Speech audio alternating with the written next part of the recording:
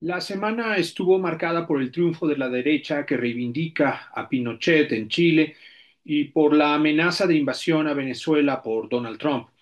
La crisis de las izquierdas ultramoderadas, encabezada por Gabriel Boric, y del chavismo, por el otro lado, encabezado por Maduro, deja lecciones muy claras sobre lo inestable y peligrosa que es la situación mundial, pero también de las lecciones que se producen para las izquierdas eh, en todo el mundo.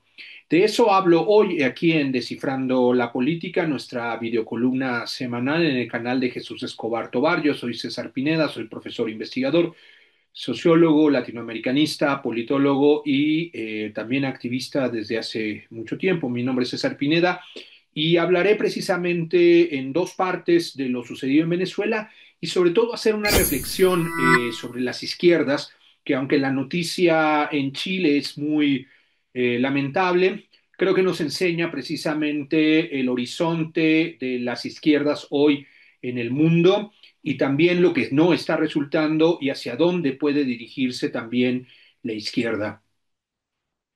Déjeme hablar primero de Venezuela. La descomposición del chavismo en un gobierno autoritario no justifica la intervención militar de Estados Unidos.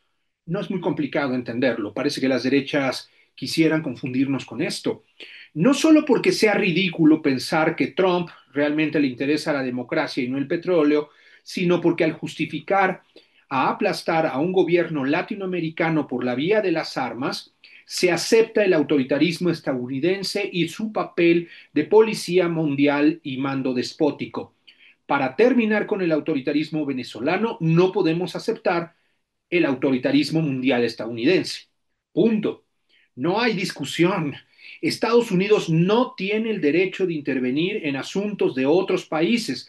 No lo dice la moral, ni la ética, ni lo woke, ni el progresismo, ni la izquierda, sino la Carta de Naciones Unidas, basada en el derecho a la autodeterminación de los pueblos. Las derechas deben entenderlo, los liberales deben recordarlo. Aplaudir la intervención militar nos lleva de regreso al tiempo previo a la Segunda Guerra Mundial. Toda posición intervencionista en Venezuela, por más autoritario que pueda parecer el gobierno de Maduro, lleva a entronizar a Trump como emperador mundial, a destruir lo que queda del orden internacional y a que vivamos bajo la amenaza de que cualquier otro gobierno pueda ser catalogado como terrorista, como narcotraficante, como amenaza para Estados Unidos o como lo que se le ocurra a Donald Trump o a ese país y sea intervenido militarmente. Oponerse a la intervención en Venezuela sería de sentido común si no fuera porque amplios sectores liberales apoyan el delirio de la derecha venezolana de una intervención militar. Oponerse a la invasión no significa aplaudir al gobierno de Maduro.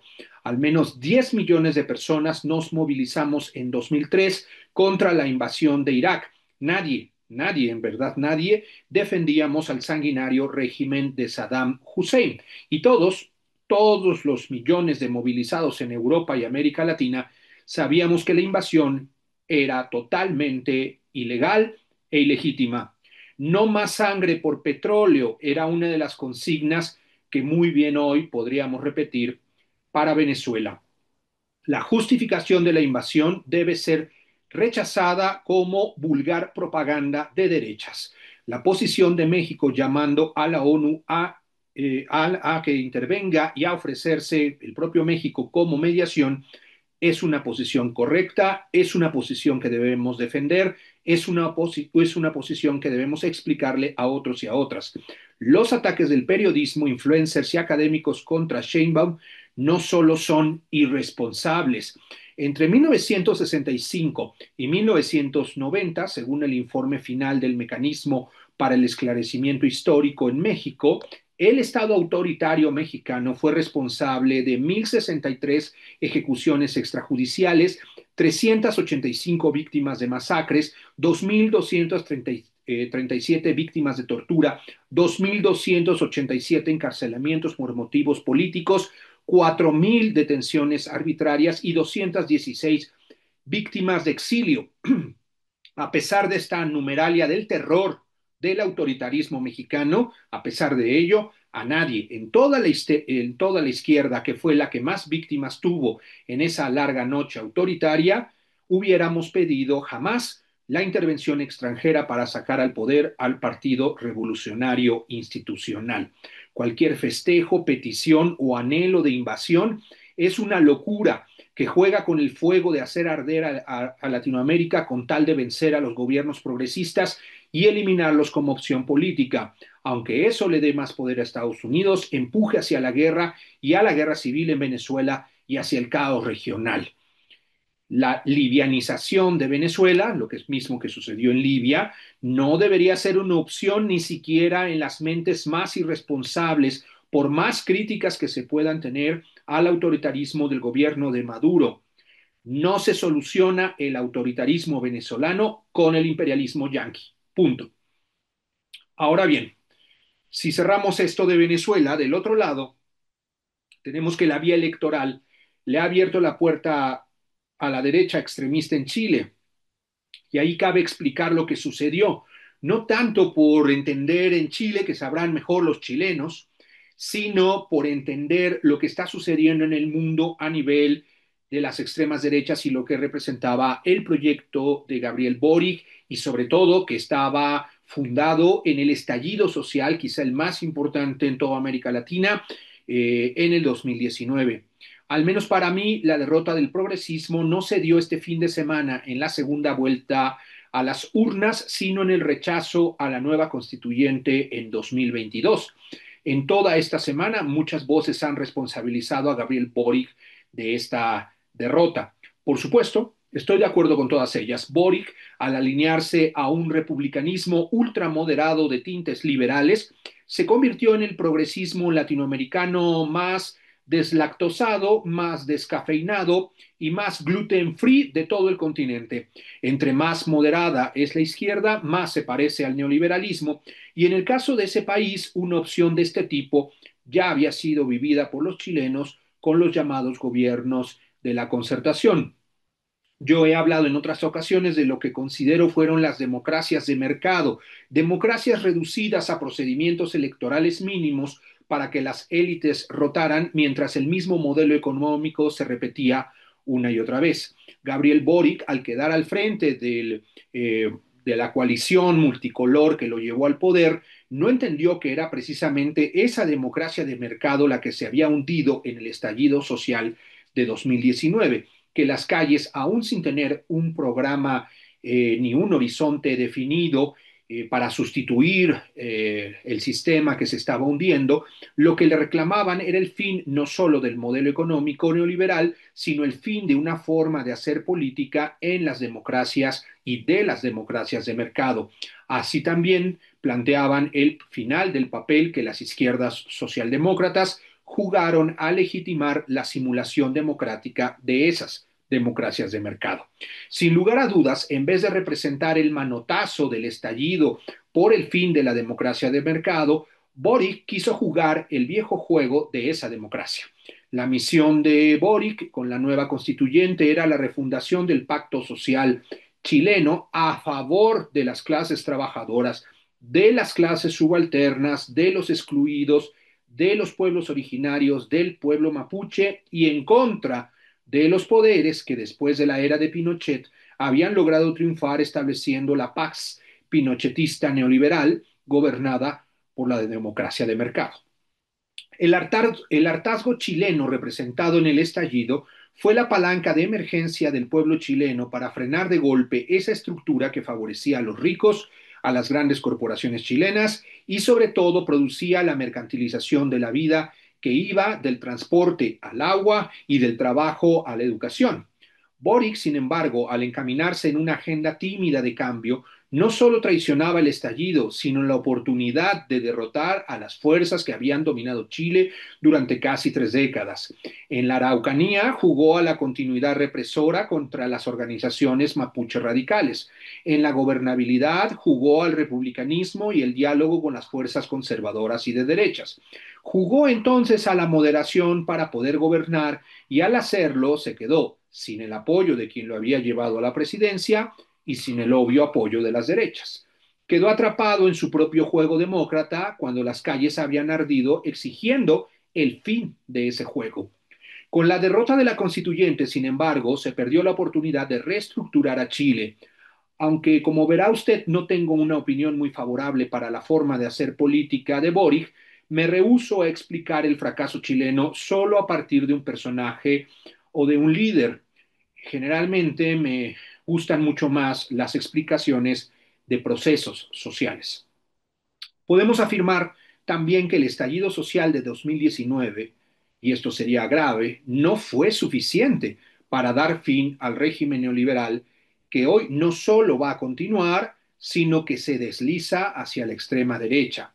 Con los millones y millones de personas en las calles, en el estallido, no bastaban para poner fin al pinochetismo constitucional, sino que la fuerza en las calles necesitaba expresarse como fuerza política organizada. Los votos alcanzados por la nueva constitución fueron 4.8 millones, curiosamente una cifra similar e incluso un poco mayor a los 4.6 millones a favor del propio Boric en la segunda vuelta de 2020. Esto quiere decir que el sector que muy probablemente participó en el estallido, que hay que decir no fue igual en todo el país, apenas sí logró ser mayoritario en la elección, pero no mayoritario en un país que parece sigue dividido por el pinochetismo, por 3 décadas de neoliberalismo y por la debilidad de las organizaciones de los trabajadores.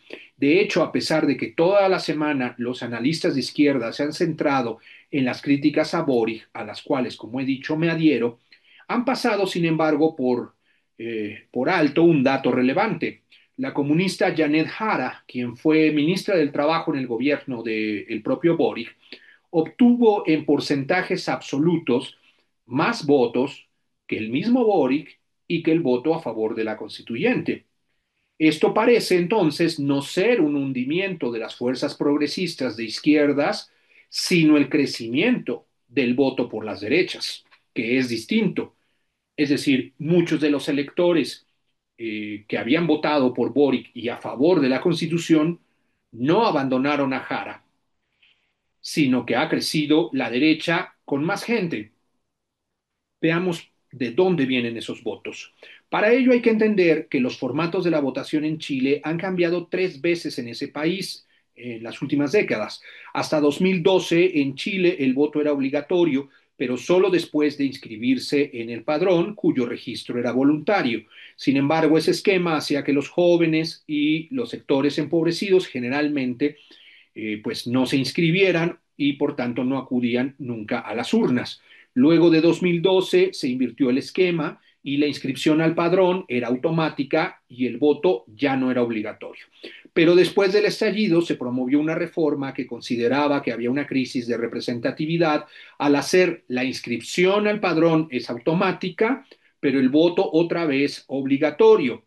Esto explica que la cantidad de votos de toda esta elección en 2025 haya crecido, pero también lamentablemente que ese crecimiento favoreció y por mucho al nacimiento y crecimiento de varias derechas chilenas. Y para explicar que el voto del desencanto por el progresismo haya optado por las derechas, está claro que en Chile ha pasado lo mismo que en otras partes del mundo. Las clases trabajadoras no cuentan desde hace mucho con partidos de clase. Con el colapso de la Unión Soviética y del horizonte socialista, los partidos que representaban a la clase obrera o desaparecieron o bajaron la cabeza, ajustándose al neoliberalismo. Eso había pasado por completo con el Partido Socialista chileno. Hay que recordar que el Partido Comunista de Chile quedó excluido del pacto con Pinochet que abrió la democracia de mercado chilena. Los laboristas en Inglaterra abrazaron también el neoliberalismo, igual que los socialistas en Francia y, por supuesto, en España. Las izquierdas radicales quedaron entonces marginadas en partidos insignificantes como Izquierda Unida en España, mientras los demócratas en Estados Unidos eran los principales impulsores del neoliberalismo mismo, a pesar de su viejo pasado progresista a favor de las clases trabajadoras con el estado de bienestar. Esto nos lleva a pensar entonces que la primera clave para entender las crisis de las democracias de mercado es la ausencia de partidos de clase o partidos de izquierda o partidos de las clases trabajadoras. Y esto explica que los votantes en buena parte del mundo estén migrando hacia nuevas propuestas de partidos, como lo ha sido Morena, o los propios frentes amplios o coaliciones que llevaron a Boric y Petro al poder. No solo las democracias de mercado llegaron a su fin, sino que los partidos de esos sistemas están en crisis. Pero hay una segunda clave para explicar las crisis de estas democracias de mercado, y esto es que al terminar el periodo neoliberal, las clases trabajadoras no solo ya no tenían partido, sino tampoco sindicato. En Estados Unidos, por ejemplo, el número de huelgas entre 1960 y 1980 era de casi 300 al año. Pero durante el neoliberalismo, en la primera década del siglo XXI, solo había, por ejemplo, en 2009, 5 huelgas en ese país, de 300 a solo 5. En 1980, uno de cada 5 trabajadores estadounidenses estaba sindicalizado, mientras que hoy solo uno de cada 10 está sindicalizado. Islandia, Suecia y Dinamarca, con altos índices de sindicalización, por encima del 60%, vea la proporción es totalmente distinta, por encima del 60% de los trabajadores, son los únicos que mantienen los beneficios de los estados del bienestar. Por tanto, las crisis de las democracias de mercado es la falta de opciones ante un sistema que no deja a los gobiernos salir del entramado neoliberal basado en la subordinación a la Organización Mundial de Comercio, a la camisa de fuerza de los tratados de protección a las inversiones, a los tratados de libre comercio, a la presión del Fondo Monetario Internacional y del Banco Mundial y, por supuesto, de Estados Unidos. Pero también la destrucción de los sindicatos ha dejado sin organización y, aún más importante, sin politización a los trabajadores. En contraste con Europa, en América Latina, la llegada al poder de las izquierdas se retrasó por la respuesta de Estados Unidos y las oligarquías latinoamericanas contra la Revolución cubana primero y precisamente contra el gobierno socialista de Salvador Allende en Chile, que ganó legítimamente las urnas después. Ha sido hasta que las democracias de mercado fracasaron y los sistemas de partido entraron en colapso que nuevos partidos encabezados por líderes carismáticos lograron conducir el hartazgo popular contra el neoliberalismo cuando las izquierdas llegaron al poder. Esto pasó sin dudas en Venezuela, en Bolivia, en Brasil, en México y más recientemente en Chile y Colombia. Pero estas izquierdas han llegado al poder entonces sin partidos de clase y sin sindicatos que orienten el voto de las clases trabajadoras y las clases populares. El neoliberalismo también destruyó buena parte de la trama organizativa de los excluidos, ha reducido el peso político de los campesinos y destruido la defensa o debilitado la defensa organizada de los trabajadores. También estas izquierdas han llegado al poder cuando ya no hay campo socialista con contrapesos a Estados Unidos y donde el libre comercio y las grandes megacorporaciones son quienes gobiernan realmente el planeta, así como su burguesía multimillonaria del 1% más rico del planeta, que son los verdaderos dueños del mundo. En esas condiciones, la mayoría de los progresismos ha abandonado el campo de confrontación con los multimillonarios y las corporaciones de sus propios países. Ha abandonado la reivindicación de la clase obrera. De hecho, incluso la han dejado de llamar así, porque eso podría asustar o molestar a los grandes capitales nacionales o extranjeros o hacer enojar a Estados Unidos. Es un progresismo deslactosado, descafeinado y gluten free como el de Gabriel Boric. Esa estrategia, ese progresismo, parecía la estrategia más sensata para no ser derrocados por un golpe de Estado o provocar una crisis económica ahuyentando a los capitales y dejando en bancarrota a Chile o al resto de los países gobernados por partidos progresistas. Y resulta que esa estrategia ultramoderada deslactosada, le digo yo en broma, es la que se ha hundido en Chile y ha hecho crecer a la extrema derecha que apenas hace 5 años, con el mismo candidato, solo logró 3.6 millones de votos en la segunda vuelta, mientras que hoy tiene 7.2 millones de votos. Esto sin que los votos, como ya he dicho, de la comunista Jara fueran menos que los de Boric. Esto nos lleva a pensar que ha sucedido algo muy similar a lo que pasó en Estados Unidos, pero también en otras partes del mundo. Hay un sector gigantesco de trabajadoras y trabajadores e incluso sectores populares inconformes con las 3 décadas de neoliberalismo. Pero ese malestar está despolitizado, desorganizado, atomizado y sin historia de lucha y resistencia para las grandes mayorías. Las gestas heroicas de la izquierda sindical, partidaria, guerrillera del siglo XX cada vez son más desconocidas, cada vez más lejanas, cada vez más caen en el olvido.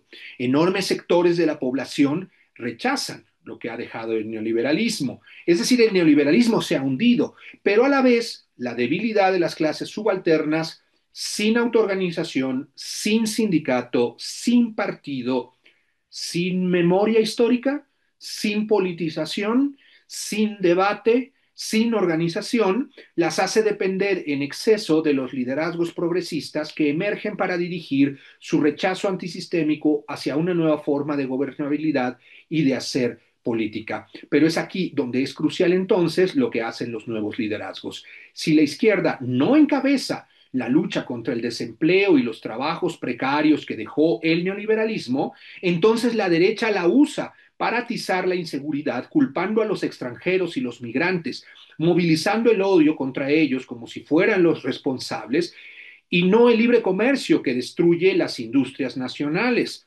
Esto hizo, sin duda, Trump en Estados Unidos. Si la izquierda no politiza y responsabiliza al empresariado, el neoliberalismo y a los multimillonarios, entonces la derecha usa la frustración ante la imposibilidad del ascenso social, dividiendo a la sociedad entre ganadores y perdedores y haciendo creer que la meritocracia competitiva es la solución, movilizando el desprecio, el clasismo, el racismo como discurso del éxito, movilizando por tanto la competencia y el discurso individualista. Esto hizo Milei sin dudas en Argentina.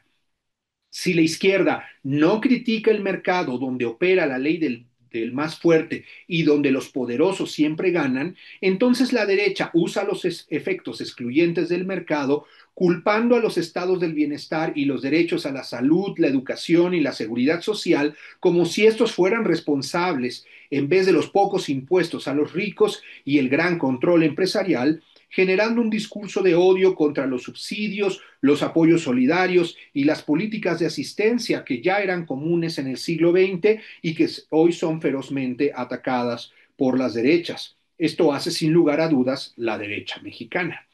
Las derechas movilizan la frustración y la inseguridad que ha producido en los hombres que ya no pueden cumplir con su papel de proveedores, cuestionando así uno de los valores de la masculinidad tradicional. Esto por el precariado del empleo, por los salarios bajos que ya no abastecen por completo a las familias encabezadas a veces por los varones trabajadores. Las derechas movilizan entonces el rechazo misógino ante la oleada feminista en el mundo que cuestiona no solo la desigualdad entre sexos, sino el mando patriarcal de los hombres. Es por eso que en Chile, pero también en varias partes del mundo, las derechas obtienen una ventaja en el voto masculino adulto. Es muy grave que la derecha haya creado la amenaza trans, es decir, del movimiento queer transgénero, como un discurso de odio contra lo que es en realidad solo un 1% de la población. Un 1% que generalmente es perseguido, asesinado, estigmatizado, que no tiene fama, poder, dinero. El discurso transfóbico es ridículo, ya que hace una amenaza de un sector que es en realidad un sector de víctimas. Hace amenaza un sector excluido. Pero el discurso transfóbico de las derechas ha invertido patas arriba la realidad, haciendo de las víctimas victimarios. Pero si uno piensa un segundo, ese discurso moviliza el odio hacia lo diferente, ocultando el verdadero peligro y amenaza del otro 1%, el de los más ricos. Así, las masas despolitizadas, confundidas, asustadas, expresan su odio hacia el movimiento queer, Mientras los Musk, los Trump, los Jeff Bezos, los Zuckerberg, las grandes multinacionales, las grandes corporaciones, se ríen. Se ríen de nosotros y se ríen de sus votantes, mientras los trabajadores conservadores persiguen a gente con banderas de arco iris. Las derechas movilizan el pánico ante una amenaza inexistente, pero en un entorno de miedo e inseguridad que ha legado el neoliberalismo. Una encuesta en Estados Unidos decía que el 78% de su población tiene miedo al futuro. La derecha trumpiana ha usado ese miedo convirtiéndolo en odio, pero las derechas no solo mienten, no solo hacen fake news, no solo hacen discursos demagógicos, todo eso hacen, sino que parten también de las condiciones objetivas reales del caos provocado por el neoliberalismo, pero lo traducen en un discurso delirante, misógino, xenófobo, racista, clasista y ahora hasta imperial. José Antonio Cast ha movilizado el miedo al comunismo de Jara y ha movilizado el miedo a la inseguridad en las calles, que en Chile es prácticamente inexistente. Aunque estos dos hombres de paja son irreales, la insatisfacción laboral, la insatisfacción en los salarios, el malestar sobre la desigualdad chilena es real, pero ha sido manipulada por Kast, llevándola hacia su loca explicación del mundo y de Chile. A pesar de que Chile es una muy mala noticia para el mundo, nos muestra el agotamiento del progresismo y la izquierda bien portadita, educada, que no rompe platos. Es una lástima que Gabriel Boric, dirigente estudiantil, destacado dirigente estudiantil, diría yo, haya terminado encorbatado, tratando de ser aceptado por los grandes capitales y las derechas chilenas. Incluso su cambio se puede ver en su cuerpo y en su look. Su proyecto de ultramoderación fracasó y con él el proyecto que tantos anhelos y esperanzas había surgido en el Estado chileno en el estallido chileno de 2019. A mis compañeros, amigues, hermanos y hermanas chilenos y chilenas les mando un abrazo en esta hora oscura. Pero también Chile nos muestra por contraste por qué ciertas izquierdas y líderes progresistas están arrastrando y ganando la atención y el apoyo de sus votantes. Zoran Mandani le ha llamado sionista y genocida a Netanyahu, que es sionista y genocida, y señalado lo que era obvio, que Nueva York ha sido tomado por los más ricos. Es por eso que ha triunfado en la elección a alcalde. Catherine O'Colly en Irlanda ha ganado la elección desde una izquierda que condena a Israel, que ha recibido a Greta Thunberg como primer acto de gobierno, reivindicando así tanto la lucha contra el cambio climático que producen las transnacionales y el libre mercado, como la lucha en apoyo a Palestina. Dijo las cosas por su nombre y encabeza ahora la presidencia de ese país. Sheinbaum y Lula impulsaron cierta redistribución y el apoyo a los pobres y con ello hicieron crecer sus bases sociales y también frente a Trump hablan fuerte y claro. El presidente Petro ha confrontado a la derecha de su país, ha educado y politizado a los colombianos sobre el cambio climático y la transición energética y agroecológica que necesitamos, no solo en Colombia, sino en todo el mundo, y hasta marchó en Nueva York en contra del genocidio en Palestina.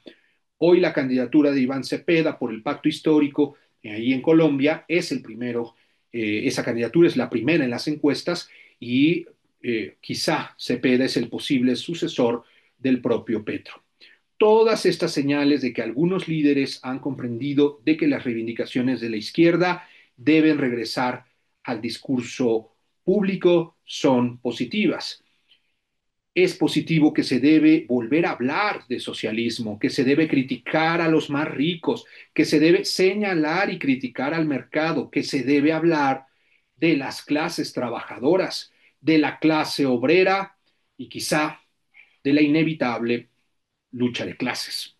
Quizá, solo quizá, un sector de las izquierdas ha comenzado a perder el miedo.